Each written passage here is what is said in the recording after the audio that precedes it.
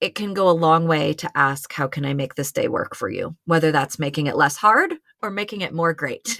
So that's another suggestion I have. I really do think that works in all families. It just becomes extra important in a blend. Because for us, like our anniversary, we call it the familyversary, because we want to be clear to our kids. We didn't just become a couple in a new way that day. We became a family. So when that time rolls around, we try as much as possible to celebrate as a group and let them feel in on that party. It's also why they were our wedding party. We did not have bridesmaids. We did not have groomsmen. We had our children stand up with us.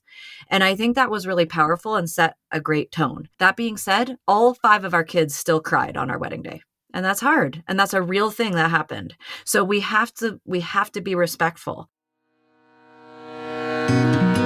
Welcome to Raising Adults, the groundbreaking parenting podcast that starts with the end in mind. We're your co-hosts, Deana Thayer and Kira Dorian. We created future-focused parenting to take families from surviving to thriving. So join us as we help you stop raising kids and start raising adults.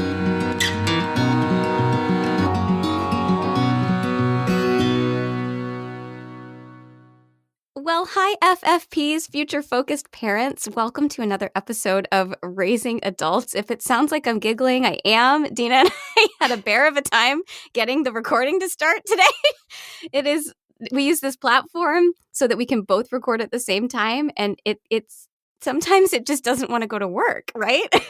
Sometimes Exactly. it's like, oh, I've had a long night. I'm not up for recording today. And it really was a doozy. So we are here and we are excited to be with you for another episode and for this really giant topic with so many facets that we want to talk about today, but that I'm sure you'll agree, Deana, is not just important as a future-focused parent, as a parent in general. I know for your family as a blended family, but it's also super important just in the context of the pandemic and what we're living in and thinking forward to the milestones that are going to re-trigger grief and our experiences, and how as parents we have such a responsibility to have an awareness of that as we watch our children feel feelings, right? Yes. And I love that you said this before we hopped on, but this is actually paramount to being future focused. Mm-hmm. If we're going to be future focused parents, we have to think about things like someday in the future, you might take your child to the doctor and the doctor is wearing a mask. Mm-hmm. And what is that going to do? Mm-hmm. I mean, there's so many things that I think this pandemic will leave as residue, and we have to think about that. But in addition, why I think today's topic is important, of course, I'm always excited to get to share the dynamics of how you might look at this if you have a unique family situation, because I'm living that. Mm-hmm. But I also think it's easy to think of milestones in kind of 2 categories. We think of like baby milestones, like when will my baby crawl? And when will he say his first word? And when will she tie her shoes? But also milestones like graduations and birthdays and weddings, and they seem really happy. But if you've experienced any kind of loss or large transition, or you have a unique family dynamic, milestones can really be fertile ground for bringing up a lot of feelings that we thought maybe we'd healed or moved past in some way. And it just brings those things back to the surface. And so I'm really thankful that we're talking about this today. Yeah, that is so well said. I love how you put that. And it's so true. And I think as parents, if we can be aware of that and be aware of what we're seeing our children experience, we can help them learn how to start to see that for themselves as they grow into their own adulthood. Because I know for me, sometimes I have to kind of go, what's going on for me? And then I'll look at the calendar. Like May is a great example. My mom died May 27th. Mother's Day is in early May. And we come into May and I sometimes kind of forget because it's been a while. And I'm like, gosh, why am I so grumpy? Why am I having trouble getting out of bed this month? That's so unlike me. And then I look at the calendar. I'm like, oh, it's May. Well, that makes sense, yes. Right? So it's like helping our children also be able to then navigate this as they get older to understand themselves, the looking inward piece that you and I talk about all the time, so they can make sure they have healthy coping mechanisms and they're processing those feelings and not shaming themselves for experiencing grief again, right? Or experiencing the feeling of being triggered. That's so perfectly said, because this also helps us as future focused parents teach them to be future focused, even to watch what might be coming down the pipeline for me. How can I be kind to myself? How can I prepare myself for what might be coming or what might be a time of difficult feelings? And I've actually found sometimes in more recent years, I don't know if this means I'm getting good at it or what it exactly indicates, but sometimes I actually find the anticipatory grief is worse. Yes. Because I know it's coming and I'm trying to do a good job preparing, I'm maybe so future focused that I'm worried it's going to be worse than it is. And then the lead up is what's hard. And the actual day, I'm like, oh, I'm actually okay. Yeah. But I'm not saying that in a negative way. I appreciate that I've learned to have the foresight to prep for those days that might be hard. And it's actually a relief when the actual day comes and it's not so terrible. Well, and you have to ask yourself, is it not so terrible because you've been future focused and done the work necessary to get to that day in a way that's healthy? I would argue probably yes. I would say so too. So yeah, I think there's a lot to be said for the whole conversation that we're going to have today.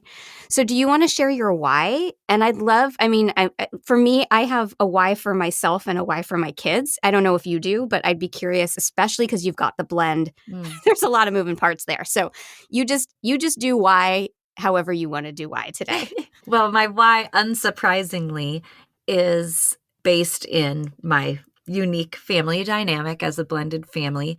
I've always really liked milestones myself, and I have been fortunate that until early adulthood, at least, I hadn't experienced a lot of loss. So there weren't really like days on the calendar that were challenging or things like that. But when I got remarried, what I noticed, even without training, and I've since had some training on this, is that days that seemed really happy for me and Scott were quite the opposite for our children. And I started to notice that disconnect and want to understand it better. And once I got some training about this and learned some of the data and research, what I found is essentially what we're talking about today, that each milestone for them is that reminder, oh, my parents aren't together anymore.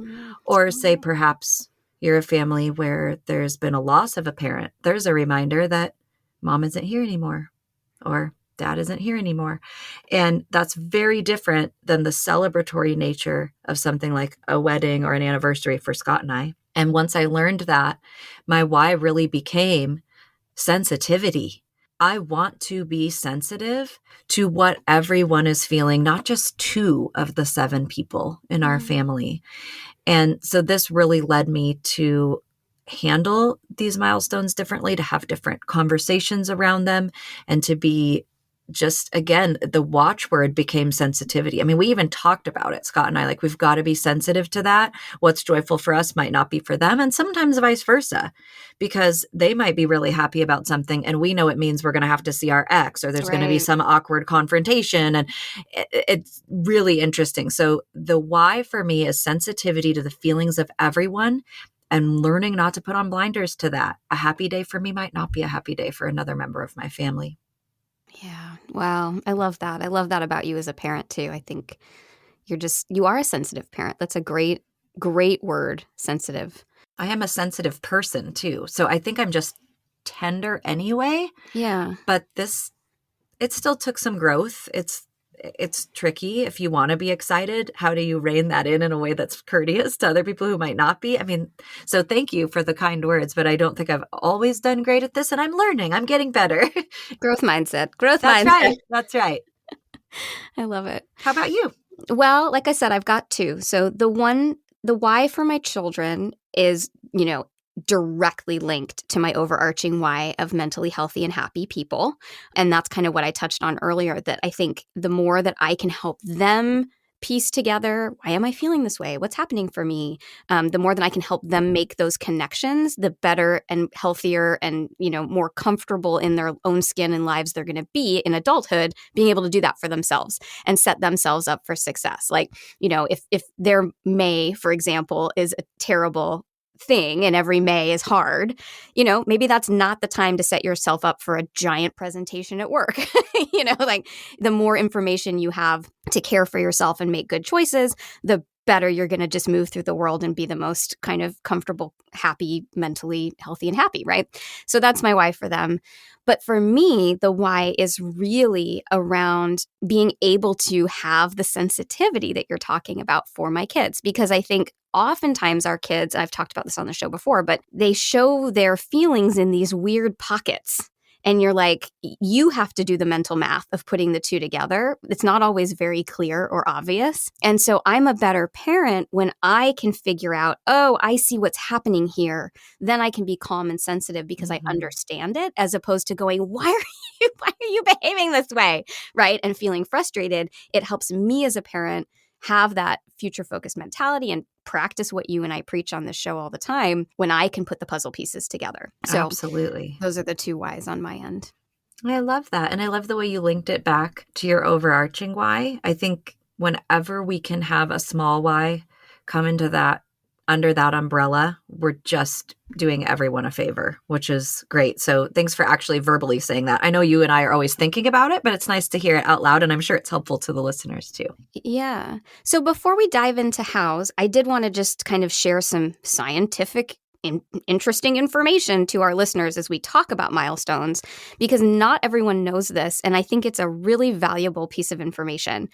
And that is that children regress on their half birthday and their birthday until they're like 18. It just keeps going. And that is a powerful piece of information to have as we start to talk about milestones. Obviously, we're talking beyond just their birthdays.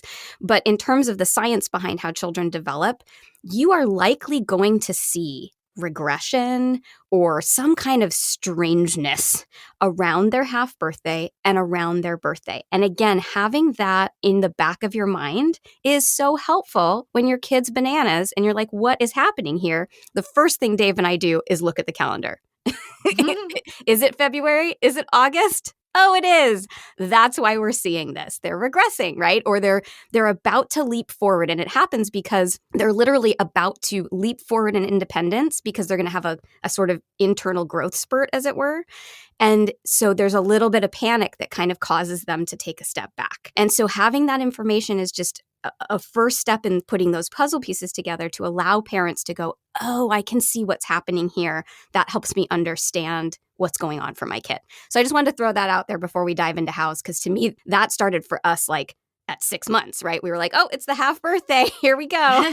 So just from a chronological point of view, in terms of thinking from the very beginning, it's really empowering as a parent to have that information. I agree. Thank you for sharing that. Okay, so before we dive into all the rest of the hows and we kind of start to dig deep into this topic, we are going to just take a quick break to tell you a little bit about something exciting that we wanted to share with you today, and then we will come back with lots and lots of hows.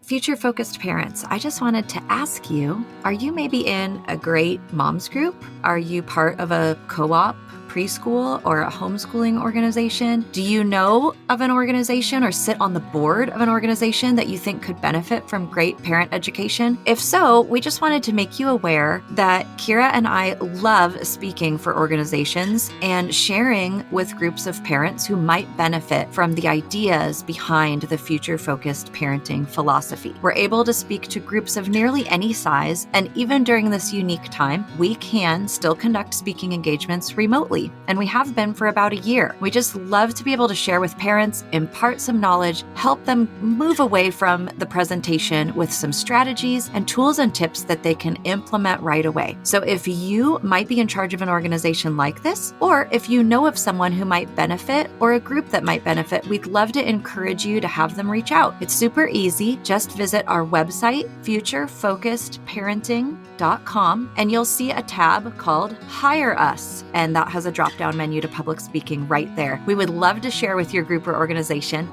and hope that you'll reach out to us soon. All right, Deana, let's do hows. Tell us your hows. You always have amazing hows. How do you navigate this, especially with your blended family, but even outside of that, are there other ways that this crops up that maybe don't pertain to that?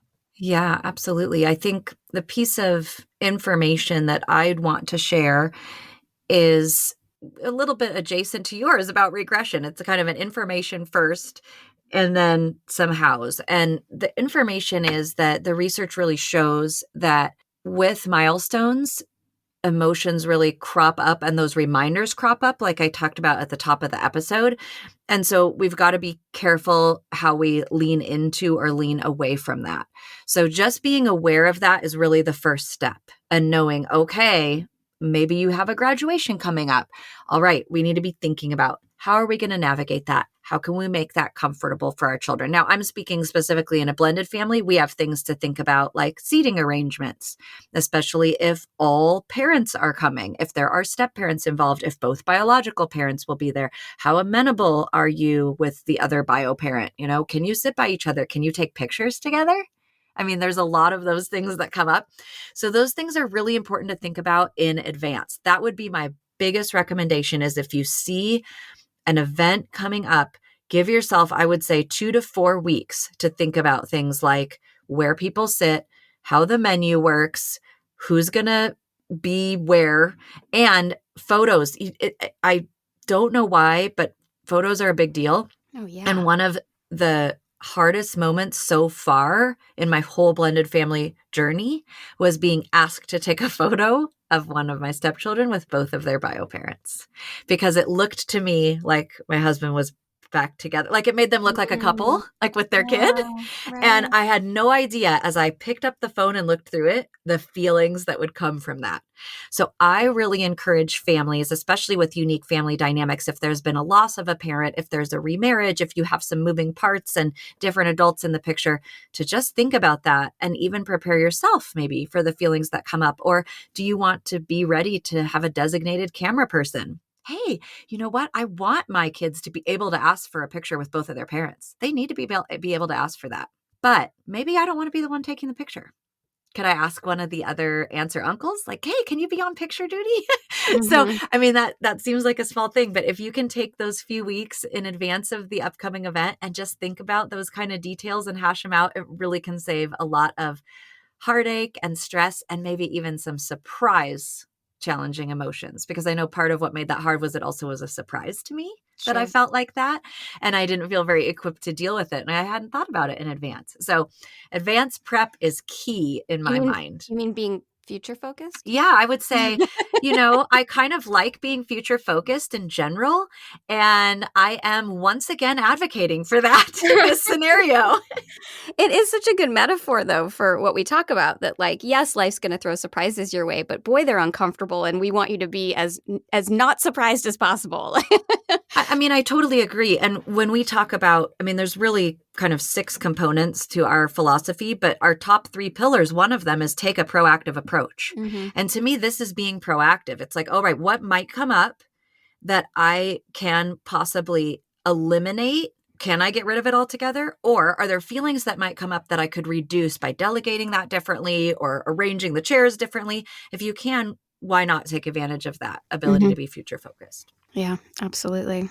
What about you? What's a how that you might have to share? I think, my biggest how is to ask yourself, if you see either a milestone coming, or if you're seeing behavior that you're like, this is different, is to ask yourself what else might be going on here, and start to look at what's happening around you. So, like I said, the first thing we do is look at the calendar. And I think that's a great approach to have. Like, if you're seeing something and you're like, what is this? Look at the calendar. Is it May? In our family, that's very telling if it's May, or if it's February, or if it's August, because those are those, regression points.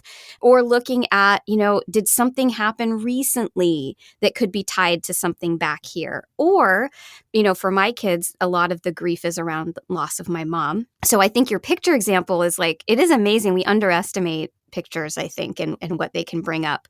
But if we have family photos coming, that comes up for my kids, that my mom's not in the photo, but my dad is.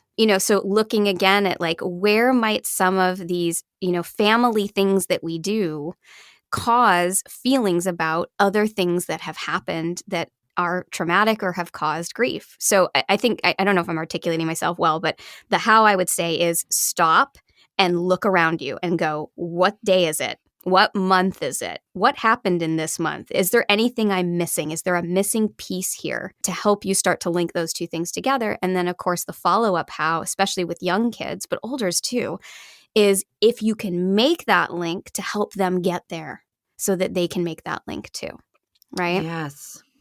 And that is, a lot of the 3 E's and a lot of the sort of empathy and emotional intelligence coaching that we talk about all the time, helping your kid recognize, hey, I'm wondering if it's this you're really upset about or if actually there's something else going on here. And so I think particularly as we start to move, hopefully, please, out of the pandemic someday, looking at considering how milestones in the future or things in the future may come back to this milestone, and also recognizing that this is a milestone. The grief is a milestone. The trauma is a milestone, right?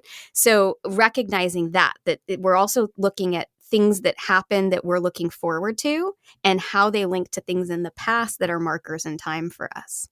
So working with your kid to start to piece those puzzle pieces together, so if for example, if it's May and my kids don't trigger in May the way that I do, but let's pretend for the sake of this conversation that they do, I might say something like, hey, it's May. Do you remember anything that, like, what happened in May? Oh, Bubby died. That's right. I wonder if the big feelings that you're having right now about, your coloring book page getting ripped, I wonder if that is a safe place for you to be putting some of the feelings that May brings up. What do you think? And having that conversation to help them maybe put puzzle pieces together that they may not have otherwise done. Yeah, that's so smart. And I really, really appreciate that you talked a little bit about how this, like the pandemic currently, is also a milestone. Because again, like I said at the top, we often associate it with just like happy things, right? But a happy thing to one person isn't necessarily for another, as I mentioned. And sometimes big milestones are trauma incidents. They aren't happy things. And so that's really important. I'm thankful that you highlighted it. So it's actually great because here's my other how. My other how I think can work for any family. It just becomes extra important in a blend, is paying attention to how can the milestone be meaningful to everyone. Is there a way to grab a little joy for everyone so that it isn't like super happy for these few people and super hard for these other people? And I think that can be true in any family, especially because we see it often with siblings. You might notice that when one of your children has a birthday, the other one's kind of a stinker because like the day isn't about them. I mean, this doesn't happen in your house with twins, but that is a very common scenario where a day that isn't about me is hard to watch and then be happy for the person whose day it is about, right? Yep. And I think if we can work as families to even speak with each member and say, how can this day be great for you? What could I do? How could I serve you? Because another one is sometimes, how can I make this day less hard? Like I know for my kids, we're past this now largely, but Mother's Day and Father's Day were really hard at school because they had to make 2 of everything because they also had a stepmom and a stepdad, and that just made them stand out. And as we know, most kids aren't really looking to stand out extra during their school years. Right. It's already hard and we kind of want to fit in. And so I could ask them, how could I make Mother's Day better for you? How could I make Father's Day easier for you this year? Are there things I could do? And there were even a few years where, especially at our church, they just opted out and sat with us. They just didn't want to go to Sunday school and like explain again. And like you get tired of telling the story.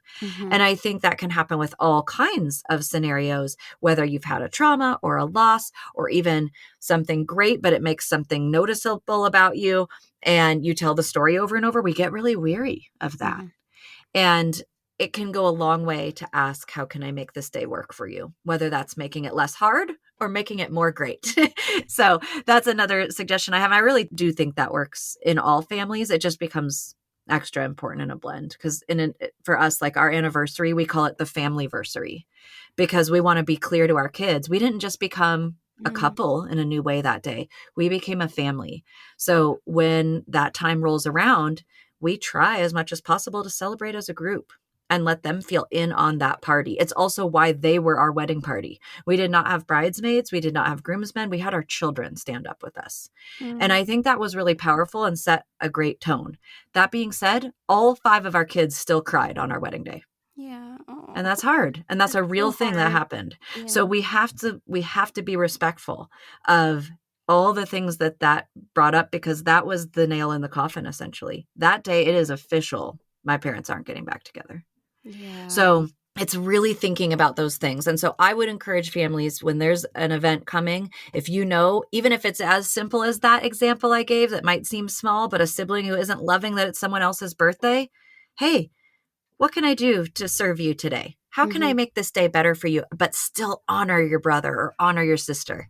Because I'm not really a big advocate of like, also get them a present. Like, I think we need to learn to celebrate other people, but it doesn't mean we stomp on the feelings around it, right? And I think there is a line there. And I think we can still honor, like, I get it. It's hard to watch sister open all these gifts and have the day be all about her. Like, what can I do for you today? I don't think there's anything wrong with that. And it's not meant to be patronizing or condescending. It's about loving each other well. And I think this is one way we can really love our family members. So I'm going to stop. I know I've rambled on, but I just, it almost in my mind can't be overstated, but maybe because I've dealt with it in such stark relief in the situation we're in. But yeah. No, I think that's really smart. And I think your example about the siblings and the birthday is right in line with what we say all the time. You're still setting the boundary that like, no, I'm not going to get you a gift because it's your brother's birthday, but I am going to acknowledge your feelings about it and make sure that we're doing what we need to do to nurture those feelings, which is what you and I talk about all the time.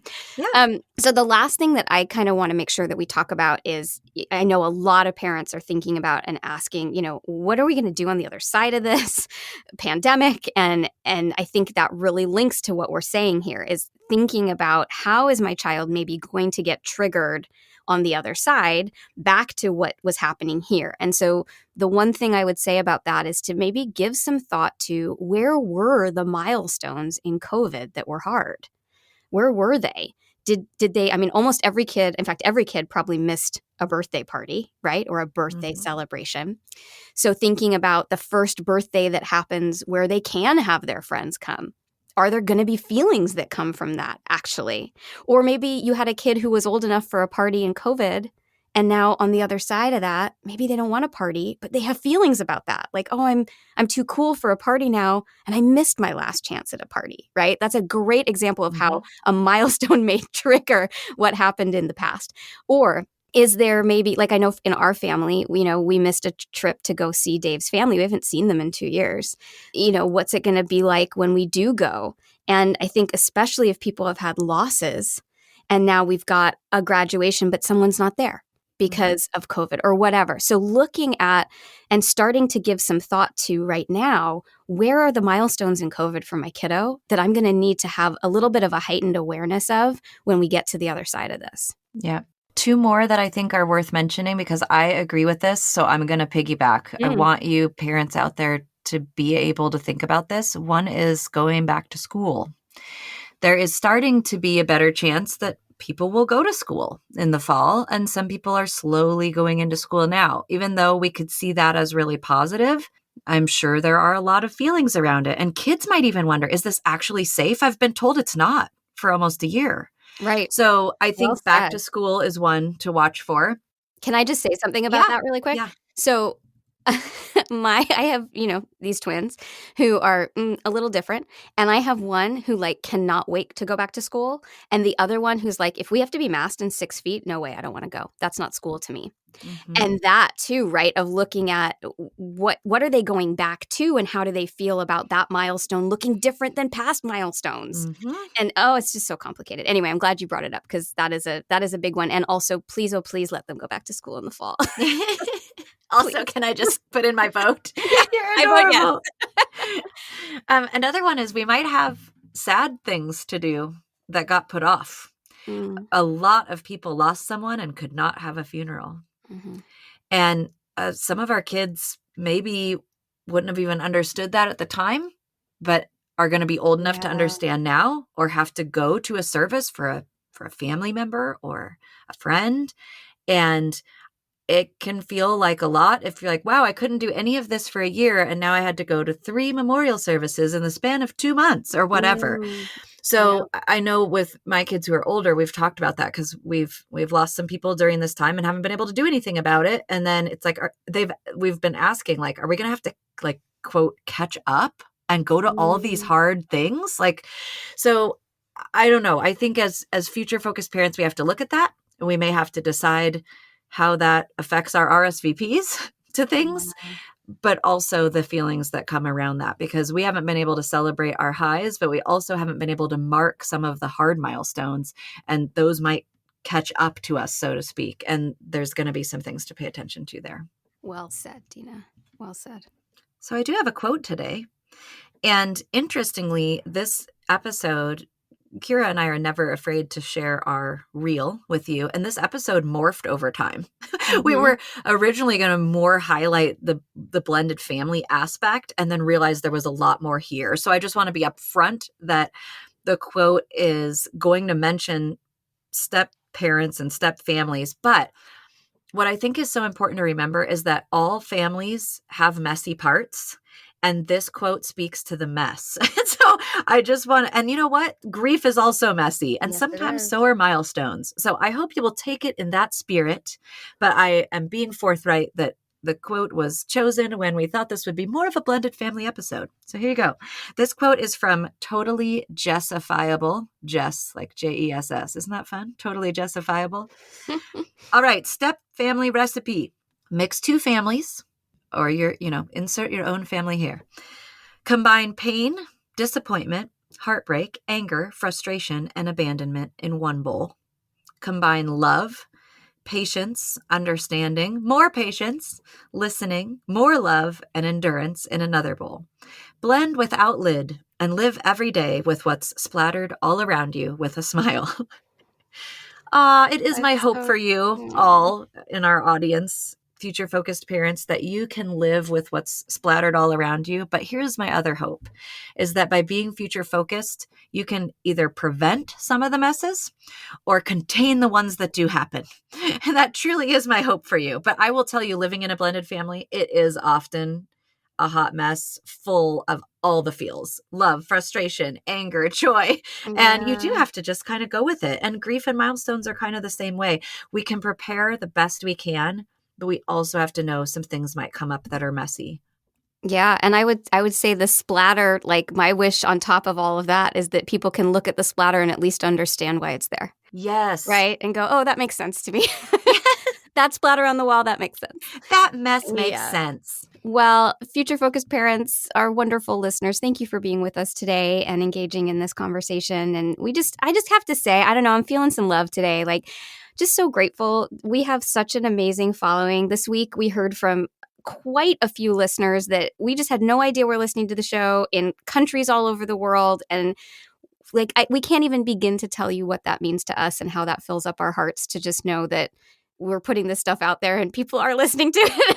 So thank you for your engagement and for connecting with us. And special shout out, thank you to our members who we get to engage with in a whole other way. And do remember, if you know of an organization, a school, a parent group that could benefit from some parent education or might like to have Kira and I come in and speak, we would love to share with your group, and we can talk on any number of topics, from discipline to sibling relationships to emotional intelligence to parenting on the same page. And we just really enjoy that. So we encourage you to check it out if that might be of interest.